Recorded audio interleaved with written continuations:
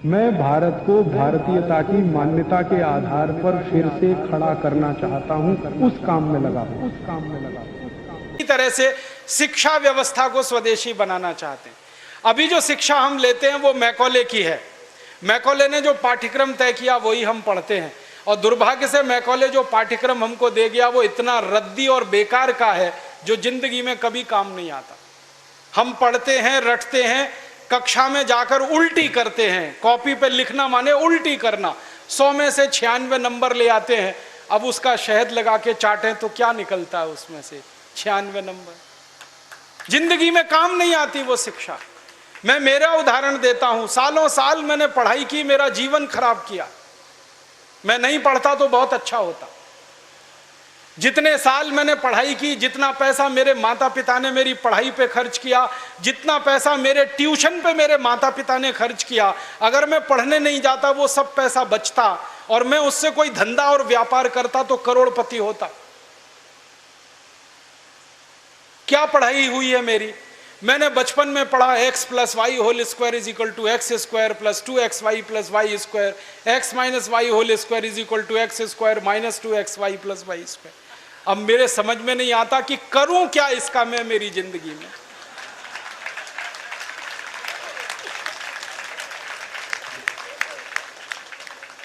मेरे गणित के प्रोफेसर ने मुझको पढ़ाया, मैंने रटा, रट रट के दिमाग खराब किया, घंटों घंटों बर्बाद किए, किलो किलो कागज मैंने लिख लिख के खराब किए, और वो मेरी जिंदगी में आज तक काम नहीं आया। x + y होल स्क्वायर क्या करूं मुझे मालूम ही नहीं।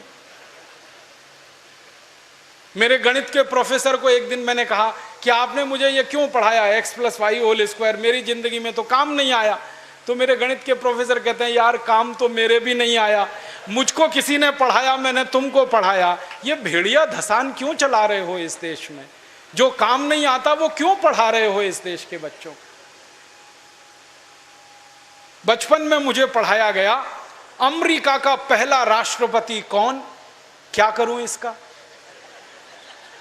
मान लीजिए मुझे मालूम है अमेरिका का पहला राष्ट्रपति जॉर्ज वॉशिंगटन, करूं क्या? मालूम है मुझे, क्या करूं इसका?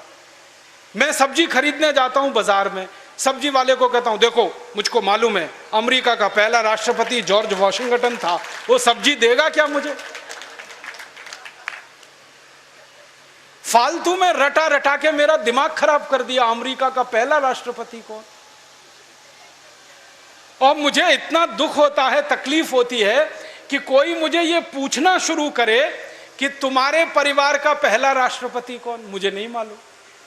मेरे परिवार के राष्ट्रपति से मतलब मेरे दादा, दादा के दादा, दादा के दादा, दादा, कहीं से हमारा कुल शुरू हुआ ना, तो मेरे कुल का पति माने मेरा पहला पिता, वो कौन नहीं मालूम। और अमेरिका का पहला राष्ट्रपति मालूम है। और मुझे तो इतना दुख होता है कि अमेरिका का पहला ही राष्ट्रपति नहीं मालूम, 250 राष्ट्रपति मालूम है मुझे उनके, और मेरे कुल के 2.5 आदमी के नाम नहीं मालूम मुझे। मेरे पिताजी का नाम मालूम है, उनके पिताजी का, उसके आगे बढ़ता हूं तो सब ब्लैंक हो जाता है, याद ही नहीं मुझे। क्या करना है ऐसी शिक्षा से? काम की क्या है ये? बचपन में मुझको पढ़ाया कनाडा का क्लाइमेट कैसा, कनाडा का, भारत का नहीं, कनाडा का। कनाडा की जलवायु क्या है, क्या करूं उसका कनाडा की जलवायु का? मैं तो कभी कनाडा जाने वाला नहीं, कनाडा मेरे घर में कभी आने वाला नहीं, उसकी जलवायु पढ़ के करना क्या है? मैं शिवपुरी में रहता हूं, मैं भोपाल में, ग्वालियर में रहता हूं, मुझे शिवपुरी की जलवायु मालूम है तो कुछ काम आने वाली है, कनाडा की जलवायु क्या काम आने वाली है? कभी जिंदगी में मौका मिला कनाडा जाने का, जिसका कोई दूर दूर तक संभावना नहीं है, तब जाके वो बात कभी काम आएगी। उसके लिए रट रट के, पढ़ पढ़ के दिमाग खराब कर दिया घंटों घंटों। ऐसा फालतू इतिहास पढ़ाया। अकबर बड़ा महान था, होगा, मैं क्या करूं? अकबर महान था, ठीक है, मैं क्या करूं उसका? मेरी जिंदगी में उससे क्या फायदा होने वाला है अकबर की महानता से? मतलब मैं कहना यह चाहता हूं कि जो ज्ञान हम ले रहे हैं हमारी शिक्षा में, वो जिंदगी में कभी काम नहीं आता। आप ईमानदारी से अपने बारे में एक दिन ये करना, मेरी बात है इसलिए नहीं, आपने जो जो पढ़ा है अपनी जिंदगी में याद करो, उसमें से कितना आपके काम आया। शायद आप 100 का नंबर निकालेंगे तो 5 भी काम नहीं आया, 5% भी काम नहीं आया। जो काम नहीं आया पढ़ा क्यों, फिर रटा क्यों उसको? और आप ऐसे सोचो, दूसरा उल्टा सोचो कि हमने जितना पढ़ा वो कितना हमें याद है। याद उतना ही रहेगा जो रोज काम आता है, बाकी कचरे को दिमाग निकाल के ऐसे ही फेंक देता है। जो याद ही नहीं रहे और काम नहीं आए उसको पढ़ना और पढ़ाना क्यों? तो मैंने सोचा कि शिक्षा व्यवस्था बदलना बहुत ज़रूरी है। हमारे बच्चों के ऊपर इतना बोझा हो गया है, इस बोझे ने बच्चों को ख़त्म कर दिया। कभी कभी तो मुझे इतना अफसोस होता है, अखबारों में खबर पढ़ता हूँ 12वीं कक्षा का रिजल्ट आया, इतने बच्चों ने आत्महत्या कर ली। क्यों? फेल हो गए। बच्चे थोड़ी फेल हुए हैं, परीक्षा की पद्धति फेल हुई है हमारी, बच्चे फेल नहीं हुए। बच्चों के बारे में तो सारी दुनिया कहती है कि वो तो कच्ची मिट्टी के घड़े के जैसे हैं, जैसा आप शेप दोगे वैसे हो जाएंगे। हमारे बच्चों को हमारे अध्यापक और परीक्षा वाले शेप नहीं दे पाए, इसलिए परीक्षा पद्धति फेल हुई है, बच्चे फेल नहीं हुए। मुझे तो कई बार ये कहने के मन करता है कि बच्चों को फेल करने वाले अध्यापकों को फेल करना चाहिए, क्योंकि उन्होंने पढ़ाया नहीं ठीक से, समझाया नहीं बच्चों को ठीक से। और इस शिक्षा पद्धति में क्या भेड़िया धसान है। 100 में से 90 नंबर लाओ, 99 नंबर लाओ, 98 नंबर लाओ तो आप बहुत होशियार हैं, 33 नंबर लाओ, 30 नंबर लाओ तो आप बिल्कुल बेकार हैं। न्यूटन को तो जिंदगी में कभी भी 30 से ज्यादा नंबर आए नहीं, बेकार है न्यूटन, वो तो सारी दुनिया में पूजा जाता है। कभी फेल, हमेशा ही फेल हुआ, पास ही नहीं हुआ कभी न्यूटन। स्कूल वालों ने निकाल दिया उसको कि हर बार फेल हो जाता है, फेल हो जाता है, ये पढ़ने लायक नहीं है। जब स्कूल ने निकाल दिया उसको, तब उसका दिमाग खुल गया और उसने गिरते हुए सेब को देख लिया और उसने गुरुत्वाकर्षण का सिद्धांत दे दिया। जो आदमी स्कूल में फेल हो गया था, अब सारी दुनिया उस पर पीएचडी करती है और उसके गुणगान करती है। माने फेल और पास होने से किसी व्यक्ति के जीवन का कोई लेना देना नहीं। आप आइंस्टाइन की अगर कहानी पढ़ोगे तो आइंस्टाइन तो 9 कक्षा के आगे पढ़ नहीं पाया कभी, निकाल दिया स्कूल ने उसको, क्योंकि वो कुछ और सोचता रहता था। स्कूल ने निकाल दिया और निकालने के बाद सारी दुनिया में E=mc² का जो सिद्धांत दे दिया, सारी दुनिया उसका गुणगान करती है और एक ऐसे आदमी को पूछती है जो स्कूल में 9 क्लास के आगे बढ़ा ही नहीं। मतलब मैं कहना चाहता हूं, 9 पढ़ जाए, 10 पढ़ जाए, 12 पढ़ जाए, 16 पढ़ जाए, इससे कुछ लेना देना नहीं। ज्ञान जो है ना, डिग्रियों से नहीं तौला जाता है। ज्ञान अलग चीज है, डिग्रियां बिल्कुल अलग चीज। मैं तो इसी देश की कहानी देखता हूं।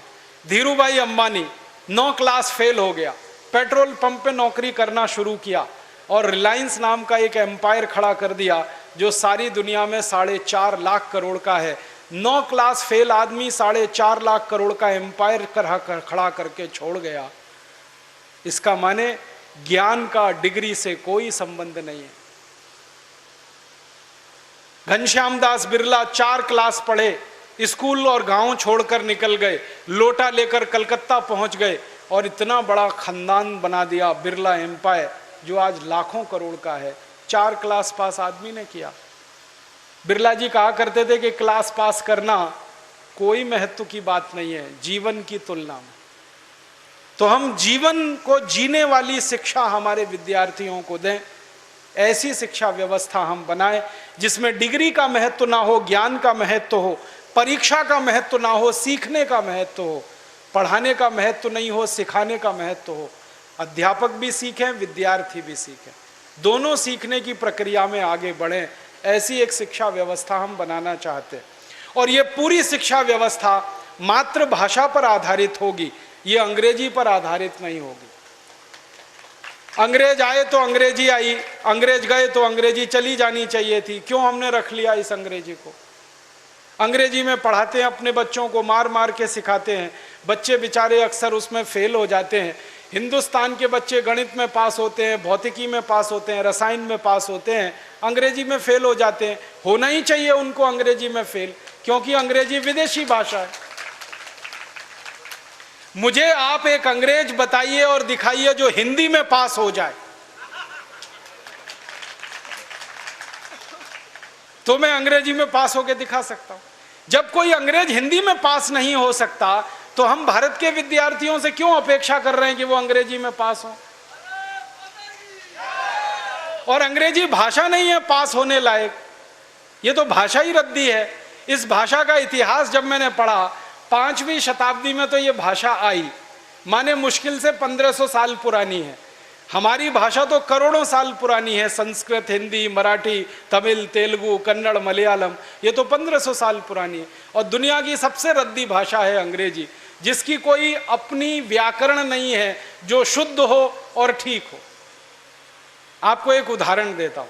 अंग्रेजी में एक शब्द है PUT, पुट, BUT, तो PUT पट होना चाहिए। CUT कट, BUT बट, तो PUT पट। अगर PUT पुट तो CUT कुट, BUT बुट, यही होना चाहिए ना। क्या मूर्ख लोगों की भाषा है, ग्रामर ही नहीं है। और परम मूर्खता की भाषा ये अंग्रेजी। एक शब्द है अंग्रेजी में, उसमें कहते हैं केमिस्ट्री, CHEMISTRY, केमिस्ट्री। तो यहां पे CH जो है ना का हो गया, ठीक है। तो केमिस्ट्री में CH का हो गया, तो चोपड़ा में कोपड़ा होना चाहिए। CHOPARA है ना, उसको चोपड़ा क्यों कहते हैं, कोपड़ा कहो। और CHOPARA को चोपड़ा कह रहे हो तो CHEMISTRY को केमिस्ट्री कहो। फिर एक जगह CH का है, एक जगह CH चा है, कुछ समझ में ही नहीं आता क्या इनका हिसाब किताब है। मूर्खों की भाषा है ये अंग्रेजी। और इस भाषा की कितनी बड़ी कमजोरी है। अंग्रेजी में एक शब्द है SUN, माने सन, माने सूरज। अब किसी भी अंग्रेज माई के लाल को मेरी चुनौती है कि इसका दूसरा शब्द अंग्रेजी में से निकाल के लाए। SUN का पर्यायवाची है ही नहीं, लाएंगे कहां से? पूरी अंग्रेजी में सन का पर्यायवाची नहीं है, माने दूसरा शब्द नहीं है जो सूर्य को बता सके। अब हम संस्कृत की बात करें, सूर्य एक शब्द है, दिनकर, दिवाकर, रवि, भास्कर, मार्तंड, 84 शब्द हैं हमारे पास संस्कृत में। अंग्रेजी में एक ही है। एक शब्द है अंग्रेजी में मून, एक ही है, चंद्रमा। और हम संस्कृत में 56 शब्द हैं चंद्रमा के लिए। अंग्रेजी का एक शब्द है वाटर, माने पानी, वो अकेला एक ही है। वो नदी का पानी हो या नाले का, कुएं का हो या तालाब का, सब पानी वाटर है। और यहां भारत में हर पानी के लिए अलग शब्द है। बारिश का पानी अलग, समुद्र का पानी अलग, नदी का पानी अलग, तालाब का अलग, सरोवर का अलग, नाले का पानी अलग, कीचड़ का पानी अलग, सब पानी के लिए अलग अलग शब्द है। अंग्रेजी में एक ही है, वाटर। बहुत गरीब भाषा है अंग्रेजी, शब्द ही नहीं है उनके पास।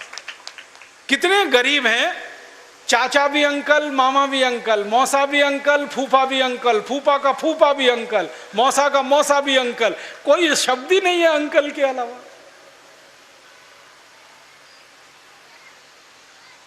और चाची, मामी, मौसी, सब आंटी, कोई दूसरा ही शब्द नहीं है उनके।